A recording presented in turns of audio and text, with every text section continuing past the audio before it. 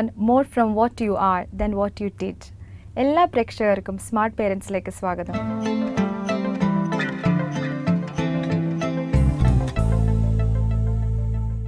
ഇന്ന് ഡിസ്കസ് ചെയ്യാൻ പോകുന്നത് പഠനത്തിൽ പിന്നോക്കം നിൽക്കാനുള്ള കാരണങ്ങൾ എന്താണ് എന്നതിനെക്കുറിച്ചാണ്.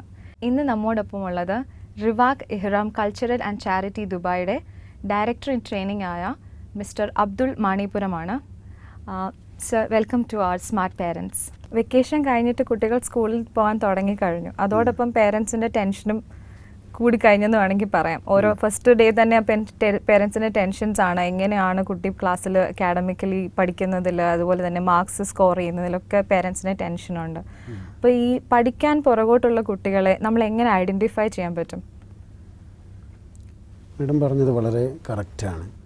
ഇപ്പം വെക്കേഷൻ കഴിഞ്ഞ് വീണ്ടും സ്കൂളിലേക്ക് പോകുന്ന സമയത്ത് കുട്ടികളെക്കാൾ കൂടുതൽ മാനസിക പിരിമുറുക്കം അനുഭവിക്കുന്നത് രക്ഷിതാക്കളാണ്, പാരൻസാണ്. എൻ്റെ കുട്ടി എങ്ങനെയാണ് പെർഫോം ചെയ്യുക? കഴിഞ്ഞ തവണ തന്നെ ടീച്ചേഴ്സ് വന്ന് പറഞ്ഞിട്ടുണ്ട് കുട്ടി ബാക്ക്വേർഡാണ്, കൂടുതൽ ശ്രദ്ധിക്കണം. ഇനി എന്താണ് ചെയ്യേണ്ടത് എന്നുള്ള മാനസികമായൊരു പിന്നെ ടെൻഷനിലാണ് പലപ്പോഴും പാരൻസ്.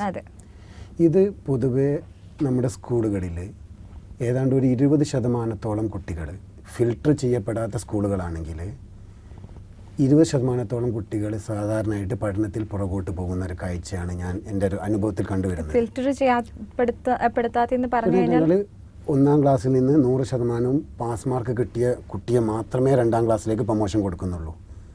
2ൽ നിന്ന് അത്രയും പെർസെൻറ്റേജ് കിട്ടിയ കുട്ടി മാത്രമേ 3ാം ക്ലാസ്സിലേക്ക് പ്രൊമോഷൻ കൊടുക്കും. അല്ലെങ്കിൽ സ്കൂളിൽ നിന്ന് TC വാങ്ങിപ്പോയി എന്ന് പറയുന്ന സ്കൂളുകൾ. അല്ലാത്ത സ്കൂളുകളെ സംബന്ധിച്ചിടത്തോളം ഏതാണ്ട് 20% കുട്ടികൾ ഈ പഠനത്തിൽ പ്രയാസമുള്ള കുട്ടികളാണ്. ഇത് സമൂഹത്തിൻ്റെ ഏറ്റവും കൂടുതൽ ചിന്തയെ ആവശ്യപ്പെടുന്ന ഒരു മേഖലയാണിത്. എന്തുകൊണ്ടെല്ലാമാണ് ഒരു കുട്ടി പഠനത്തിൽ പുറകോട്ട് പോകുന്നത് എന്ന് നമുക്ക് എങ്ങനെ മനസ്സിലാക്കാൻ സാധിക്കും? മനസ്സിലാക്കാൻ കഴിയുമെന്നുള്ളതിനേക്കാളുപരി അതിൻ്റെ വ്യത്യസ്ത കാരണങ്ങൾ നമ്മൾ ഒന്നും അറിഞ്ഞിരിക്കണം. ഏതൊരു പാരൻറ്റും ഏതൊരു അധ്യാപകനും ഒരു ടീച്ചറും എന്ത് ചെയ്യണം, എന്തെല്ലാം കാരണങ്ങൾ കൊണ്ടാണ് ഒരു കുട്ടി പുറകോട്ട് പോവുക എന്നുള്ളത്. പ്രധാനമായിട്ടും 4 ഏരിയകളാണ് ഒരു കുട്ടി പഠനത്തിൽ പുറകോട്ട് പോകാനുള്ള കാരണങ്ങൾ.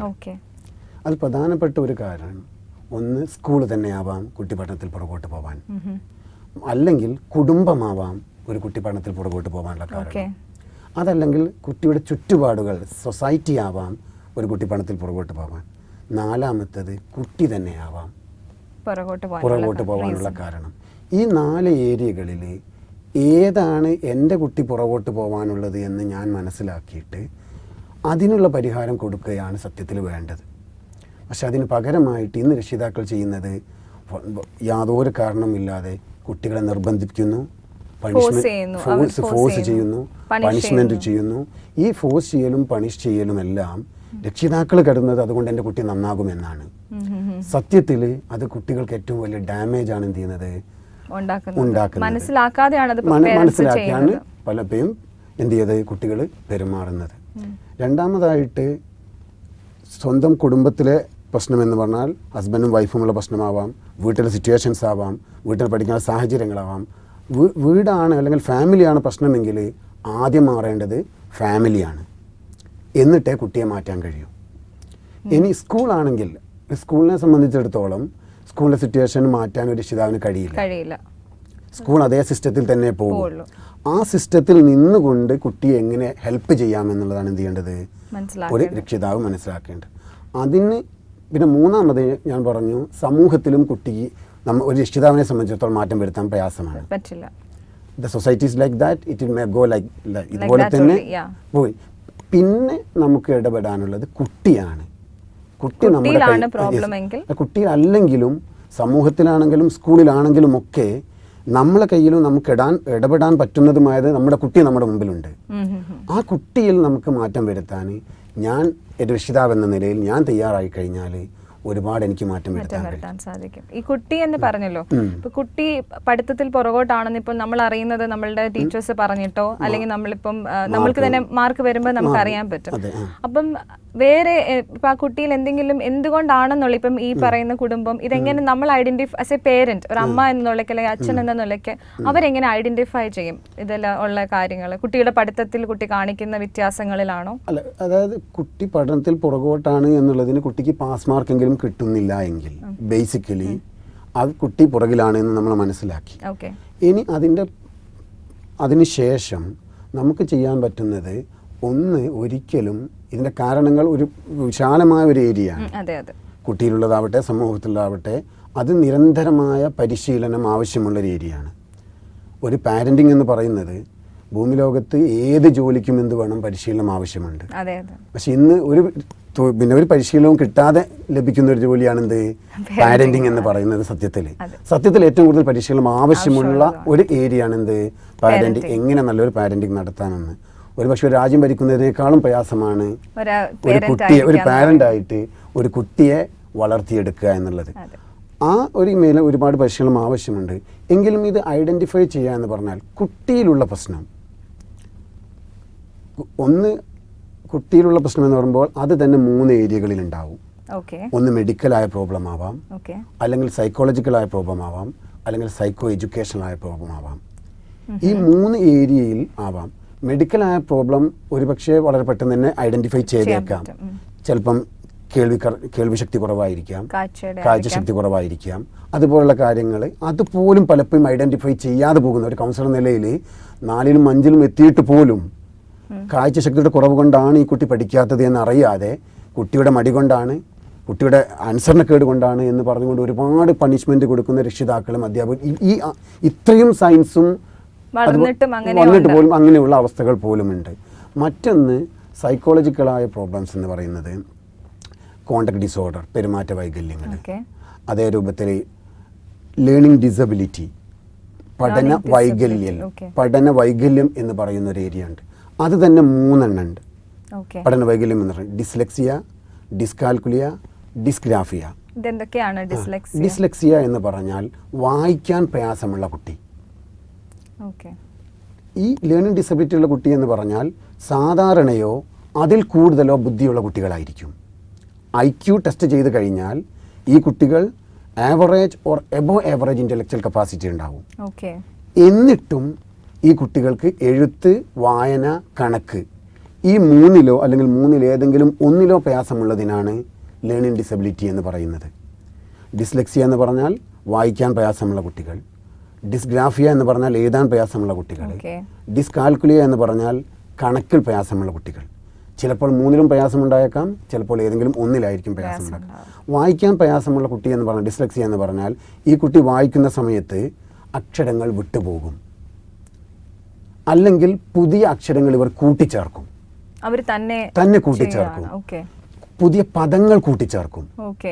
വായിച്ചിങ്ങനെ പോകുന്ന സമയത്ത് അവർ അവിടെ ഇല്ലാത്ത സങ്കല്പിച്ചുകൊണ്ട് എന്ത് ചെയ്യും, വാക്കുകൾ കൂട്ടിച്ചേർക്കും. സമാനമായ പദങ്ങൾ മാറിപ്പോകും. ഒരേ രൂപത്തിലുള്ള ഗേൾ എന്നുള്ളത് ഗ്രിൽ എന്നാണ് ചിലപ്പം വായിക്കുക. അക്ഷരങ്ങൾ അങ്ങോട്ടും ഇങ്ങോട്ടും കൂട്ടി എന്ത് ചെയ്യും, വായിക്കും. ഇങ്ങനെ വായിക്കുന്ന ഒരു പ്രയാസത്തിനാണ് പറയുക ഡിസ്ലെക്സിയ എന്ന് പറയുന്നത്.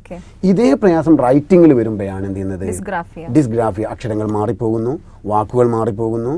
അതുപോലെ തന്നെ ഇവരെ സംബന്ധിച്ചിടത്തോളം മലയാളമാണെങ്കിൽ ഏറ്റവും വലിയ പ്രയാസം ചിഹ്നങ്ങളായിരിക്കും. കോഴിക്കോട് എന്ന് നമ്മൾ എഴുതിയാൽ ഇവർ കേഴിക്കോട് എന്ന് വായിക്കും. അല്ലെങ്കിൽ അതേ രൂപത്തിൽ ചിഹ്നങ്ങൾ തിരിച്ചറിയുക എന്ന് പറഞ്ഞാൽ വളരെയധികം പ്രയാസമായിരിക്കും. എഴുത്തിലും അതുപോലെ തന്നെ. കുട്ടി പലപ്പോഴും രക്ഷിതാക്കൾ പറയുന്നൊരു കംപ്ലൈൻ്റ് ആണ്, എൻ്റെ മകന് എല്ലാം വീട്ടിൽ നിന്ന് പഠിച്ചു പോകുന്നു.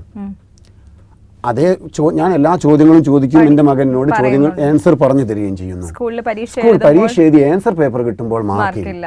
പലപ്പോഴും ഈ കുട്ടിക്ക് ഓറൽ പരീക്ഷ നടത്തിയാൽ 100ൽ 100 കിട്ടും, എഴുതി പ്രകടിപ്പിക്കാൻ കുട്ടി കഴിയും. അതിനുള്ള പ്രധാനപ്പെട്ട കാരണം ചിലപ്പോൾ ഈ ക്വസ്റ്റ്യൻസ് വായിക്കുന്ന സമയത്ത് വരികൾ വിട്ടുപോകും. ഒന്നാമത്തെ ക്വസ്റ്റ്യൻ്റെ 1ാമത്തെ വരി വായിച്ചിട്ട് പിന്നെ 3ാമത്തെ വരി ആയിരിക്കും പക്ഷേ ഈ കുട്ടി വായിക്കുന്നത്. അതുകൊണ്ട് അവിടെ എന്ത് ചെയ്യാൻ കഴിയുന്നില്ല, പ്രസൻറ്റ് ചെയ്യാൻ കഴിയുന്നില്ല. അതിന് നിരന്തരമായ റെമഡിയൽ ടീച്ചിങ്ങിലൂടെ കൊടുത്തു കഴിഞ്ഞാൽ ഇത്തരം കുട്ടികൾ ലോകത്തിൻ്റെ ഏറ്റവും അറിയപ്പെടുന്ന വ്യക്തികളായി മാറും. ഇന്ന് ലോകത്ത് അറിയപ്പെടുന്ന വ്യക്തികൾ എന്ന് പറഞ്ഞാൽ ഐൻസ്റ്റീൻ ആവട്ടെ, എഡിസൺ ആവട്ടെ, ഇതുപോലെ പിക്കാസ് ആവട്ടെ, ഇവർക്കൊക്കെയും ഇതുപോലെ പ്രയാസങ്ങൾ ഉണ്ടായിരുന്നു. എന്നിട്ടും രക്ഷിതാക്കൾ, അമ്മ ഏറ്റവും കൂടുതൽ സപ്പോർട്ട് ചെയ്തു. അതുകൊണ്ടാണ് ഇവർക്ക് എന്ത് ചെയ്യാൻ പറ്റിയത്, മുന്നോട്ട് വരാൻ പറ്റിയത്. പേരൻസ് തീർച്ചയായിട്ടും ഇപ്പൊ മാർക്ക് കുറഞ്ഞു കഴിഞ്ഞാൽ ആദ്യം പോയിന്റ് ചെയ്യുക സ്കൂളിനെയോ ടീച്ചേഴ്സിനെയോ ആണ്. അവർ മനസ്സിലാക്കുന്നില്ല. ആക്ച്വലി സ്കൂളിലെ ടീച്ചേഴ്സ് ഇപ്പൊ ഐഡന്റിഫൈ ചെയ്ത് പറഞ്ഞു കഴിഞ്ഞാൽ വീട്ടിലുള്ളവർക്ക് എന്ത് ചെയ്യാൻ പറ്റും? വീട്ടിൽ ഇപ്പം സ്കൂളിൽ ഇപ്പം കൗൺസിലേഴ്സ് ഒക്കെ ഉണ്ട്, തീർച്ചയായിട്ടും ദുബായിലെ സ്കൂൾസിലും ഗൾഫിലുള്ളവർക്കൊക്കെ ഉണ്ട്. അപ്പോൾ അവിടെ ഇപ്പൊ പറയാണ് കുട്ടിക്ക് ഡിസ്ഗ്രാഫി ആണ് അല്ലെങ്കിൽ ഡിസ്ലെക്സിയ റീഡിങ്ങിലാണ് എന്ന് പറഞ്ഞാൽ വീട്ടിലിരുന്നുകൊണ്ട് നമ്മൾക്ക് വീട്ടിലിരുന്നു കൊണ്ട് അത് ഒരു എക്സ്പേർട്ട് കൗൺസിലറുമായിട്ട് ഡിസ്കസ് ചെയ്ത് അവർ തരുന്ന റെമഡിയൽ മെത്തേഡുകൾ എന്ത് ചെയ്യണം, ഈ കുട്ടികൾക്ക് വീട്ടിലിരുന്ന് അമ്മ ഒരു കൗൺസിലർ ആവണം. ആ രൂപത്തിലേക്ക് അമ്മക്ക് എന്ത് ചെയ്യാൻ കഴിയണം, മാറാൻ കഴിയണം. ഫോർ എക്സാമ്പിൾ, ഈ പ്രയാസമുള്ള കുട്ടികളെ സംബന്ധിച്ചിടത്തോളം ഇംഗ്ലീഷ് എഴുതുന്ന സമയത്ത് സൗണ്ട് കേൾക്കുന്നതിനനുസരിച്ചാണ് ഈ കുട്ടികൾ എഴുതുക. ഫോണിക് ആ രീതിയിലാണ് ശരിക്കും ഇപ്പോഴത്തെ എഡ്യൂക്കേഷൻ സിസ്റ്റം. കാറ്റ് എന്ന് പറയുമ്പോൾ കുട്ടി KAT എന്ന് എഴുതും, കെ ആണ് എഴുതുക. അപ്പം ഇത് വ്യക്തമായി ഓരോ അക്ഷരങ്ങളുടെയും സൗണ്ട് വ്യത്യസ്തമായി പഠിപ്പിച്ചു കൊടുക്കുകയും അതിൻ്റെ അടിസ്ഥാനത്തിൽ എന്ത് ചെയ്യാം, അമ്മ ഇത് മനസ്സിലാക്കുകയും വേണം. ഒരു സ്കൂളിനെ സംബന്ധിച്ചിടത്തോളം ഒരു ടീച്ചർക്ക് 30 കുട്ടികളോ 35 കുട്ടികളോ ഉണ്ടാവും. തീർച്ചയായും അവിടെ പരിഗണിക്കുന്നതിന് ഇൻഡിവിജ്വൽ അറ്റൻഷൻ കൊടുക്കണമെന്ന് പറഞ്ഞാൽ പോലും പരിമിതികളുണ്ട്. പക്ഷെ ഒരമ്മയെ സംബന്ധിച്ചിടത്തോളം അല്ലെങ്കിൽ അച്ഛനെ സംബന്ധിച്ചിടത്തോളം ഒരു കുട്ടിയേ ഉള്ളൂ. പക്ഷേ ഒരു രക്ഷിതാവും, ഞാൻ ഈ കൗൺസിലിംഗ് ലോകത്ത് 10-15 അനുഭവത്തിൻ്റെ അടിസ്ഥാനത്തിൽ ഞാൻ പറയുകയാണ്, ഒരു രക്ഷിതാവും എൻ്റെ മകനൊരു പ്രയാസമുണ്ട് എന്ന് അംഗീകരിക്കാൻ ആദ്യം തയ്യാറാവില്ല. അത് എനിക്ക് പറയാനുള്ളത്, ഇത്തരം പ്രയാസമുള്ള കുട്ടികൾ ഇതിനുള്ള സാധ്യതകൾ എനിക്ക് എൻ്റെ പ്രേക്ഷകരോട് പറയാനുള്ളത്, ഇപ്പം കൗൺസിലിങ്ങിന് വരുന്നത് കുറേ അവയർനെസ് കൂടിയത് കൊണ്ട് 6ാം ക്ലാസ്സിലും 7ാം ക്ലാസ്സിലും 8ാം ക്ലാസ്സിലും ഒക്കെ എത്തുന്ന സമയത്ത് കൗൺസിലിങ്ങിനും റെമഡിയൽ ടീച്ചിങ്ങിനും വരുന്നുണ്ട്. പക്ഷെ ഇങ്ങനെ പ്രയാസമുള്ള കുട്ടികൾക്ക് ഇതിനുള്ള സാധ്യത ജനിച്ച അന്ന് മുതൽ കാണാൻ കഴിയും. അവിടെ നമ്മൾ പരിഹാരം ചെയ്യുകയാണെങ്കിൽ prevention is better than cure. അത് എങ്ങനെയെന്ന് പറഞ്ഞാൽ, ജനിച്ച ഉടനെ തന്നെ 2 വയസ്സാകുന്നത് വരെയുള്ള കാലഘട്ടത്തിലെ 1 വയസ്സാകുന്നത് വരെയുള്ള കാലഘട്ടത്തിലെ ഓരോന്നിനും ഡെവലപ്മെൻ്റൽ സ്റ്റേജുകൾ.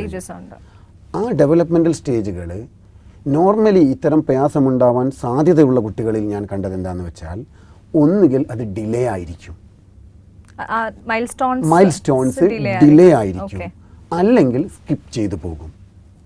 സ്കിപ്പ് ചെയ്തു പോകുമെന്ന് പറഞ്ഞാൽ, ഇപ്പം മുട്ടിട്ട് എഴുന്ന രീതി, മുട്ടിട്ട് എഴുതാതെ എന്ത് ചെയ്യും, ബട്ടക്സ് ഉപയോഗിച്ചുകൊണ്ട് എന്ത് ചെയ്യും, എഴുതും. ശരിക്കും ഈ മുട്ടിട്ട് എഴുതുക എന്ന് പറയുന്നത് ആദ്യത്തെ ബ്രെയിൻ ജിം എക്സസൈസാണ്. ബ്രെയിൻ ജിം എന്ന് പറഞ്ഞാൽ ലെഫ്റ്റ് ബ്രെയിനും റൈറ്റ് ബ്രെയിനും നമ്മളെ കോർഡിനേഷനുള്ള സ്റ്റിമുലേഷൻ നടക്കുന്നത് ആദ്യമായിട്ട് ഈ മുട്ടിട്ട് എഴുതുന്നതിൽ നിന്നാണ്. അതേ രൂപത്തിൽ ഈ എസ്പെഷ്യലി ഗൾഫ് റീജിയനിൽ ഞാൻ അനുഭവിച്ച എൻ്റെ എക്സ്പീരിയൻസ് എന്ന് പറയുകയാണ്, വരുന്ന കുട്ടികളിൽ സംസാരത്തിൽ പ്രയാസമുണ്ടാകുന്നു. വീട്ടിലധികം ആൾക്കാരില്ല സംസാരിക്കാനില്ല. അത് ഒരു കാരണമാണ്. മറ്റുള്ള കുട്ടികളുമായിട്ട് ഇടപഴകാനുള്ള അവസരമില്ല എന്നുള്ളത് ഒരു. അതിനേക്കാൾ ഉപരിയായിട്ട് ഞാൻ മനസ്സിലാക്കിയത് എന്താണെന്ന് വെച്ചാൽ, ഈ നെഞ്ഞിട്ട് നീന്തുന്ന ഒരു ഡെവലപ്മെൻറ്റ് മൈൽ സ്റ്റോൺ ഉണ്ട്. കഴുത്ത് ഉറച്ചു കഴിഞ്ഞു, പിന്നെ കമിഴ്ന്ന് വീണ് കഴിഞ്ഞാൽ നെഞ്ഞിട്ട് നീന്തുക എന്ന പ്രോസസ്സ്. ഈ പ്രോസസ്സ് നടക്കുമ്പോഴാണ് സംസാരവുമായി ബന്ധപ്പെട്ട ഏരിയയിലെ സ്റ്റിമുലേഷൻ കുട്ടിക്ക് ആദ്യമായിട്ട് നടക്കുന്നത്. ഈ ഗൾഫ് ഏരിയയിൽ ജീവിക്കുന്ന കുട്ടികൾക്ക് ആ ഒരു സ്റ്റേജ് വേണ്ട രൂപത്തിൽ കിട്ടുന്നില്ല. ഒന്ന്, അതിനുള്ള സ്പേസ് ഇല്ല. സ്പേസ് ഉണ്ടെങ്കിലും രക്ഷിതാക്കൾ അതിൽ താല്പര്യപ്പെടുന്നില്ല. അതുകൊണ്ട് തന്നെ വാക്കറിലേക്ക് ഇടുന്നു. ഈ വാക്കറിലേക്ക് ഇടുന്ന സമയത്ത് ദൈവം തമ്പുരാൻ നമുക്ക് നൽകിയ, ഈ കുട്ടിക്ക് നൽകിയ 2 സ്റ്റേജുകളാണ് ഓട്ടോമാറ്റിക്കലി സ്കിപ്പായി പോകുന്നത്. ഒന്ന് നെഞ്ഞിട്ട് നീന്തുന്നു, മറ്റൊന്ന് മുട്ടിട്ടെയ്യുന്നു. ഈ 2 സ്റ്റേജിലും ഉണ്ടാവേണ്ട, തലച്ചോറിൽ ഉണ്ടാവേണ്ട സ്റ്റിമുലേഷൻ എന്ത് ചെയ്യുന്നില്ല, നടക്കുന്നില്ല. അപ്പോൾ ഞാൻ പറഞ്ഞു വന്നത് ഇത്രയാണ്. ഇങ്ങനെ ഭാവിയിൽ എന്തെങ്കിലും പ്രയാസങ്ങളുണ്ടാവാൻ സാധ്യതയുണ്ടെങ്കിൽ അത് ജനിച്ച ഉടനെ തന്നെ എന്ത് ചെയ്യാൻ പറ്റും, നമുക്ക് ഐഡൻറ്റിഫൈ ചെയ്യാൻ പറ്റും. അപ്പം ഒരു കുട്ടി നെഞ്ഞിട്ട് നീന്തുന്നില്ല എങ്കിൽ അവിടെ വെച്ച് എന്ത് ചെയ്യാം, നീന്തിക്കാൻ പറ്റും. അവിടെ നീന്തിച്ചാൽ ഈ സംസാരത്തിലുള്ള പ്രയാസം എൻ്റെ അനുഭവത്തിൽ ഒരുപാട് കുറച്ച് കിട്ടും. പണ്ട് കാലത്തൊക്കെ ഒരു ജില്ലയിൽ ഒരു സ്പീച്ച് തെറാപ്പിസ്റ്റേ ഉണ്ടായിരുന്നുള്ളൂ. ഇന്ന് ഓരോ ഗ്രാമത്തിലും ഒരു സ്പീച്ച് തെറാപ്പിസ്റ്റ് ആണെങ്കിലും അവിടെ ആളുകൾ ക്യൂ ആണ്. ഞാൻ മനസ്സിലാക്കിയെടുത്തോളം പ്രധാനപ്പെട്ട കാരണങ്ങൾ എന്താണ്, ഈ സ്റ്റേജുകൾ എന്താകുന്നു, സ്കിപ്പായി പോകുന്നു. അത് എൻ്റെ രക്ഷിതാക്കൾ വളരെയധികം ശ്രദ്ധിക്കേണ്ട ഒരു ഏരിയയാണ്. ഫോർ എക്സാമ്പിൾ എൻ്റെ അനുബന്ധം, എൻ്റെ ഇളയ മകൾ നീന്തേണ്ട സമയത്ത് നീന്തി, ആ നീന്തിക്കാനുള്ള റെമഡിയേഷൻ എക്സസൈസുകൾ അവിടെ കൊടുത്തു കഴിഞ്ഞപ്പം വളരെയധികം എന്ത് ചെയ്തു മാറ്റങ്ങൾ ഉണ്ടാകും. അതെനിക്ക് അറിയാവുന്നത് കൊണ്ടാണ്. പക്ഷെ പല പാരൻസിനും എന്ത് ചെയ്യില്ല, അറിയില്ല എന്നുള്ളത്. അതുപോലെ തന്നെ ഇപ്പൊ പറഞ്ഞു വന്ന പോലെ ഇപ്പം ഡിസ്ഗ്രാഫി അതിനെ കുറിച്ച് നമ്മൾ പറഞ്ഞു വന്നു. അതല്ലാതെ ഇനി അടുത്തത് എന്താണ് കുട്ടികളിൽ കാണുന്നത്? വേറെയുള്ള നമ്മൾ ഐഡന്റിഫൈ ചെയ്യാൻ പറ്റാതെ പല രക്ഷിതാക്കളും പല ടീച്ചേഴ്സും പറയുന്ന ഒരു കംപ്ലൈന്റ് ഉണ്ട്, problem children, is A problem child, അല്ലെങ്കിൽ അവൻ അടങ്ങിയിരിക്കില്ല, അവൻ അനുസരിക്കില്ല. അത് മറ്റൊരു ഡിസോർഡറാണ് കുട്ടികളിലെ attention deficit hyper activity disorder എന്ന് പറയുന്നത്, ADHD എന്ന് പറയുന്ന ഡിസോർഡർ. ഈ കുട്ടികളെ സംബന്ധിച്ചിടത്തോളം നാം മനസ്സിലാക്കേണ്ടത്, ഒരു കുട്ടി നിങ്ങളിവിടെ നിൽക്കാൻ പറഞ്ഞു, മകനെ ഞാൻ എനിക്ക് 1,00,000 രൂപ തരാം, നീ 5 മിനിറ്റ് അവിടെ അടങ്ങിയിരുന്നാൽ, ഈശ്വർ 5 ലക്ഷം രൂപ അവന് കിട്ടുമെന്ന് കരുതി, എന്നാൽ പോലും 5 മിനിറ്റ് ആ കുട്ടിക്ക് അടങ്ങിയിരിക്കാൻ കഴിയില്ല. പക്ഷേ ആ കുട്ടികളെ നമ്മൾ എന്താ ചെയ്യുന്നത്, നിരന്തരമായി അടിക്കുകയാണ് ചെയ്യുന്നത്, വഴക്ക് പറയുന്നു. പക്ഷേ this is not possible for him.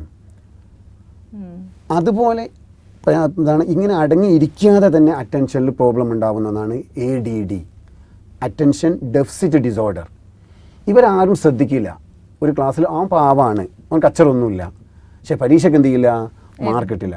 ഇങ്ങനെ ഈ ശ്രദ്ധയിൽ പ്രയാസമുള്ള കുട്ടികൾക്ക് ഒരുപാട് റെമഡിയൽ മെത്തേഡുകൾ ഇന്ന് ആധുനിക മനഃശാസ്ത്രത്തിൽ ലഭ്യമാണ്.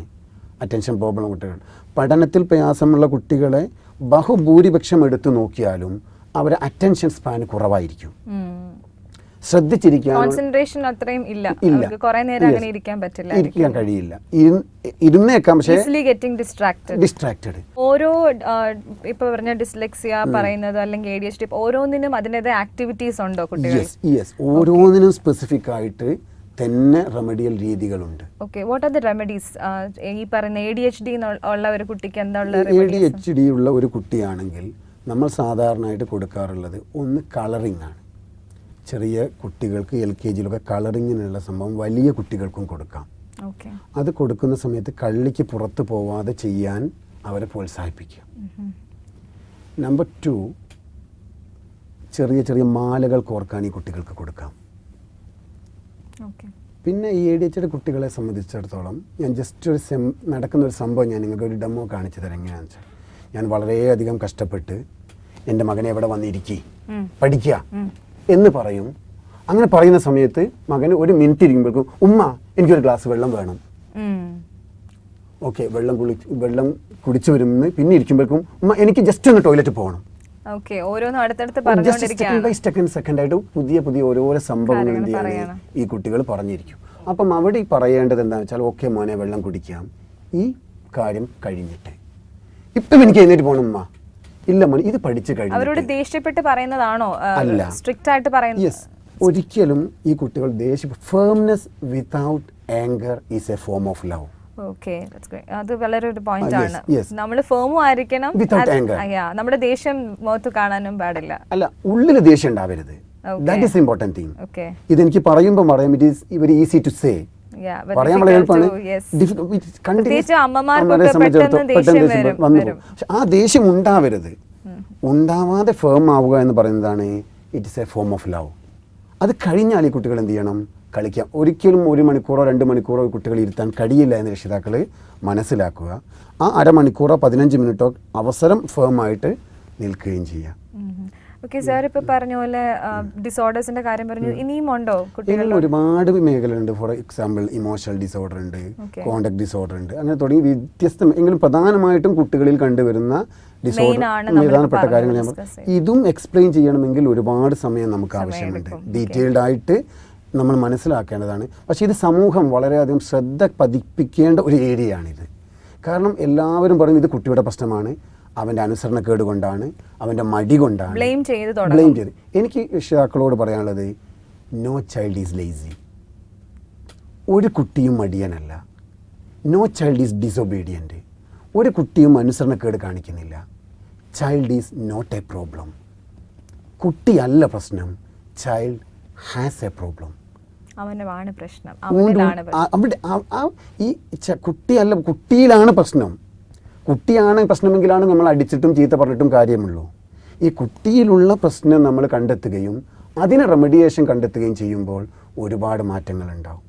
മൊത്തത്തിൽ എനിക്ക് പറയാനുള്ളത് ഇതിൻ്റെ റെമഡിയേഷനായിട്ട് ഈ കുട്ടികൾക്കൊക്കെ ആവശ്യമുള്ള ഒരു കാര്യമാണ് കുറ്റപ്പെടുത്താതിരിക്കുക എന്നുള്ളത്. അതുപോലെ തന്നെ എനിക്ക് തോന്നുന്നു അവർക്ക് കുറച്ച് സമയവും കൊടുക്കണം എന്ന് തോന്നുന്നു. ടൈമാണ് പേരൻസിന്, ഇപ്പം പ്രത്യേകിച്ച് ഗൾഫ് റീജിയനിലുള്ള പേരൻസിന് ടൈം ഇല്ല. അമ്മയും അച്ഛനും ഒക്കെ വർക്കിംഗ് ആണ്. ഇപ്പം സിബ്ലിങ്സ് ആണെങ്കിൽ അവർ കാണുന്നില്ല, ഓരോ ആക്ടിവിറ്റീസിന് പോകുന്നു. നമ്മൾ കുറച്ച് സമയവും ഇങ്ങനെയുള്ള കുട്ടികൾക്ക് കൊടുക്കുകയാണെങ്കിൽ തീർച്ചയായിട്ടും that is the most important. അത് ഒരു അടുത്ത എപ്പിസോഡിൽ നമുക്ക് പറയാമെന്ന് തോന്നുന്നു. അത് വളരെ ഇമ്പോർട്ടൻ്റ് ആയ ഒരു ഏരിയ ആണ് ദ ടൈം. എല്ലാവരും ബിസി ആയിട്ട് എന്ത് ചെയ്യാണ്, ബിസി ആയിട്ട് പോവുകയാണ്. ഈവൻ പിള്ളേരും ബിസിയാണ്. ഒരു വീക്കെൻഡ് കിട്ടിക്കഴിഞ്ഞാൽ അവർക്ക് ഓരോരോ ക്ലാസ് ആണ്, കരാട്ടെ അല്ലെങ്കിൽ കീബോർഡ്, ഇങ്ങനെ ക്ലാസ്സുകളാണ്. Normally what I say, fast life, fast food and fast death. That is the way, that is the pattern of the modern life. ഇവിടെ കുട്ടികൾക്ക് ഏറ്റവും കൂടുതൽ ആവശ്യം സമയമാണ്.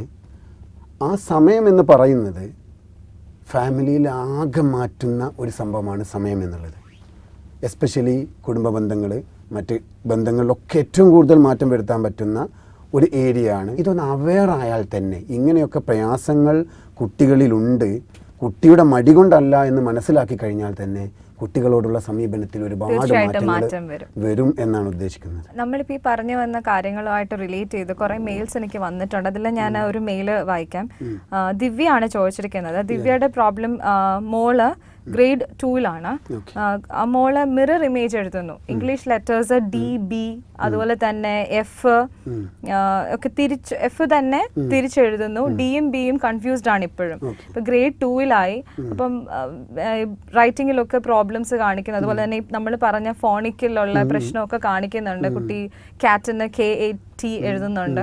സോ എങ്ങനെയാണ് ആ കുട്ടീനെ ഹെൽപ്പ് ചെയ്യാൻ പറ്റുന്നതെന്നാണ് ചോദിക്കുന്നത്. ഇതിലാദ്യമായിട്ട് എനിക്ക് പറയാനുള്ളത്, നമ്മൾ ഒരു അധ്യാപകൻ പഠിപ്പിക്കുമ്പോൾ അവൻ പഠിപ്പിക്കുന്നില്ല, അവൻ പഠിക്കാൻ കഴിയുന്നില്ല കുട്ടിക്ക്, അവൻ മടിയനാണ് എന്ന് പറയുമ്പോൾ ആ കുട്ടി അധ്യാപകനോട് തിരിച്ചു പറയുന്നൊരു കാര്യമുണ്ട്. Oh my dear teacher, I cannot follow the way you teach me, please teach me the way that I can follow. എൻ്റെ പ്രിയപ്പെട്ട ടീച്ചറെ, നിങ്ങൾ പഠിപ്പിക്കുന്ന രീതി എനിക്ക് മനസ്സിലാവുന്നില്ല, ദയവ് ചെയ്ത് എനിക്ക് മനസ്സിലാവുന്ന രീതിയിൽ എന്നെ ഒന്ന് പഠിപ്പിച്ചു തരൂ. പക്ഷേ പല അധ്യാപകരെ സംബന്ധിച്ചിടത്തോളം, രക്ഷിതാക്കളെ സംബന്ധിച്ചിടത്തോളം ഈ കുട്ടിക്ക് അറിയുന്ന രീതിയിൽ പഠിപ്പിക്കാൻ കഴിയുന്നില്ല. അവിടെയാണ് രക്ഷിതാക്കളുടെയും അധ്യാപകരും അടക്കമുള്ള ഒരു വിഭാഗം എന്ത് ചെയ്യണം, മനസ്സിലാക്കേണ്ടത്. അത് കുട്ടിയുടെ പ്രശ്നത്തെക്കാൾ ഉപരി എൻ്റെ പ്രശ്നമാണ്. എൻ്റെ പ്രശ്നം എന്ന് പറഞ്ഞാൽ ആ കുട്ടിക്ക് മനസ്സിലാവുന്ന രൂപത്തിൽ പഠിപ്പിക്കാൻ എനിക്ക് കഴിയില്ല. അപ്പം ഈ കുട്ടിക്ക് മനസ്സിലാവുന്ന രൂപത്തിൽ പഠിപ്പിക്കണം. അതിൽ പ്രധാനമായിട്ടും ഏറ്റവും ചുരുങ്ങിയത് 3 സെൻസുകളെങ്കിലും ഉപയോഗിക്കണം ഈ കുട്ടികളെ പഠിപ്പിക്കാൻ. Visual, auditory, kinaesthetic. പണ്ട് മുതലേ നമ്മൾ പറയുന്നതാണ്, കണ്ടു പഠിക്കുന്ന കുട്ടികൾ, കേട്ട് പഠിക്കുന്ന കുട്ടികൾ, ചെയ്ത് പഠിക്കുന്ന കുട്ടികൾ. ഈ 3 സെൻസും അപ്ലൈ ചെയ്തുകൊണ്ട് പഠിപ്പിക്കണം. പലപ്പോഴും ഈ അക്ഷരങ്ങൾ മണലിൽ കുട്ടികളെ കൊണ്ട് എഴുതിപ്പിക്കേണ്ടി വരും. ബൈ ഫിംഗറും മണൽ ഉപയോഗിച്ച് കുട്ടികൾക്ക് എഴുതിപ്പിക്കാം. The skin is most powerful. ബോഡിയിൽ തന്നെ കുട്ടി കൊണ്ട് എഴുതിപ്പിക്കാം. വെള്ളത്തിൽ കൈ തൊട്ട് എഴുതിപ്പിക്കാം. അതേ രൂപത്തിൽ തന്നെ ക്ലേ ഉപയോഗിച്ചുകൊണ്ട് അക്ഷരങ്ങൾ ഉണ്ടാക്കാം. അതിനേക്കാൾ അത് ചില കുട്ടികൾ വിഷ്വലായിരിക്കും, ചില കുട്ടികൾ ഓഡിറ്ററി ആയിരിക്കും, ചില കുട്ടികൾ കിനസ്തെറ്റിക് ആയിരിക്കും. അത് ഏതാണെന്ന് മനസ്സിലാക്കിയിട്ട് ആ വേയിലാണ് എന്ത് ചെയ്യേണ്ടത്, ഈ കുട്ടികളെ പഠിപ്പിക്കേണ്ടത്. ഫ്ലാഷ് കാർഡുകൾ വളരെയധികം പവർഫുള്ളാണ് ഈ കുട്ടികളെ പഠിപ്പിക്കാൻ. ഫ്ലാഷ് കാർഡുകൾ ഉപയോഗിച്ച് എന്ത് ചെയ്യാം, പഠിപ്പിക്കാം. അതിനേക്കാളൊക്കെ ഉപരി അമ്മക്ക് നൽകാനുള്ളത്, യു ആർ ഇൻ്റലിജൻറ്റ്, നീ കഴിവുള്ളവനാണ് മകനെ എന്നൊരു മെസ്സേജാണ് എന്ത് ചെയ്യേണ്ടത്, കോൺഫിഡൻസ് കൊടുക്കാനുള്ള ഒരു മനസ്സുണ്ടായാൽ തന്നെ കുട്ടികൾ, കാരണം ചുറ്റുപാടുന്ന് മുഴുവനും നീ പഠിക്കാത്തവനാണ്, നീ വായിക്കാൻ അറിയാത്തവനാണ് എന്ന മെസ്സേജ് കിട്ടുമ്പോൾ അമ്മയ്ക്കെങ്കിലും എന്ത് ചെയ്യാൻ പറ്റും, ഞാൻ നിൻ്റെ കൂടെയുണ്ട് എന്ന് പറഞ്ഞ് മോട്ടിവേറ്റ് ചെയ്യാൻ കഴിയും. ഓക്കെ, എനിക്ക് തോന്നുന്നു ദിവ്യക്ക് നല്ലൊരു ആൻസർ ആണ് കിട്ടിയിരിക്കുന്നത്, റിയലി യൂസ്ഫുൾ. നമുക്ക് ഒരു മെയിലും കൂടെ ഉണ്ട്. ആ മെയിൽ ചോദിച്ചിരിക്കുന്നത് ഈ റീഡിങ്ങിന്റെ പ്രോബ്ലമാണ് പറഞ്ഞിരിക്കുന്നത്. ഒരു സ്റ്റോറി വായിക്കുമ്പോഴത്തേക്കും ചോദിച്ചിരിക്കുന്ന രേഷ്മയാണ്. സ്റ്റോറി വായിക്കുമ്പോൾ even this child is in grade 5, ചെറിയ കുട്ടിയാണ്. സ്റ്റോറി വായിക്കുമ്പം സെയിം വേർഡ് റിപ്പീറ്റ് വരികയാണെങ്കിൽ കുട്ടി റിപ്പീറ്റ് വരുന്ന വേർഡ് വേറെ ആയിട്ടാണ് വായിക്കുന്നത്. She was mentioning about the word happy. Happy same പേജിൽ 2-3 ടൈംസ് വന്നിട്ടുണ്ടെങ്കിലും മോൻ ആദ്യം ഹാപ്പി വായിച്ചാലും രണ്ടാമത് വായിക്കുമ്പം കുട്ടിക്ക് അത് പിക്ക് ചെയ്യാൻ പറ്റുന്നില്ല. പിന്നെയും ചിന്തിക്കുകയാണ് അത് ഏത് വേർഡാണ്. ഇത് ഒരു വേർഡിൽ മാത്രമല്ല, ഈ കുട്ടിക്ക് ഒരു വേർഡിൽ മാത്രമേ കണ്ടിട്ടുള്ളൂ എന്നുള്ളൂ. ഇല്ല, അങ്ങനെ അല്ല, വേർഡുകളിൽ മാത്രമാണ്. ഇത്തരം കുട്ടികൾ ഒരു തവണ പറഞ്ഞു കൊടുത്തു, 2 തവണ പറഞ്ഞു കൊടുത്തു, 3 തവണ പറഞ്ഞു കൊടുത്തു, എന്നാലും ഈ കുട്ടികൾ വീണ്ടും മറന്നു പോകും. ഇതിനൊരു പരിഹാരമേ ഉള്ളൂ. 100 തവണ പറഞ്ഞു കൊടുത്തിട്ട് മറന്നു പോയാൽ 101ാമത്തെ തവണയും എന്ത് ചെയ്യണം? അത് നമ്മൾ എന്തായിട്ട് കാര്യമില്ല, ദേഷ്യം പിടിച്ചിട്ട് കാര്യമില്ല. Again and again we repeat it again. പിന്നെ മറ്റൊന്ന്, ഈ പറഞ്ഞതുപോലെ വായിക്കുന്നതിൽ ഫ്ലാഷ് കാർഡുകൾ ഉപയോഗിക്കാം.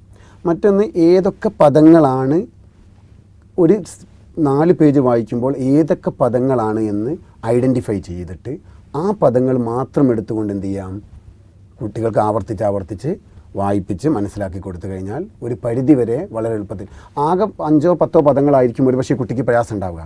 പക്ഷേ സ്കൂളിൽ നിന്ന് വായിപ്പിക്കുമ്പം നീ തീരെ വായിക്കാൻ കഴിയാത്തവനാണ് എന്ന് പറയും. അത് മനസ്സിലാക്കി ഏതൊക്കെ പദങ്ങളുണ്ട് എന്ന് നോക്കിയിട്ട് അത് സെപ്പറേറ്റ് എടുത്ത് വെച്ചിട്ട് പഠിപ്പിച്ചു കൊടുത്താലും ഒരു പരിധിവരെ മാറ്റങ്ങൾ ഉണ്ടാക്കാൻ കഴിയും. Thank you so much sir. വളരെ യൂസ്ഫുൾ ആയിട്ടുള്ളൊരു സെഷൻ ആയിരുന്നു. തീർച്ചയായിട്ടും പേരൻസൊക്കെ ഇത് കണ്ടിട്ട് അവരും അവരുടെ രീതിയിലൊക്കെ ചെറിയ മാറ്റം വരുത്തി ലോ അച്ചീവേഴ്സ് ആയിട്ടുള്ള കുട്ടികളെ ഹൈ അച്ചീവേഴ്സ് ആക്കാൻ സാധിക്കട്ടെ എന്ന് ഞാനും പ്രാർത്ഥിക്കുന്നു. അപ്പോൾ അടുത്ത എപ്പിസോഡിൽ സ്മാർട്ട് പേരൻസുമായിട്ട് ഞങ്ങൾ വീണ്ടും വരും. Until then it's me Simi signing off.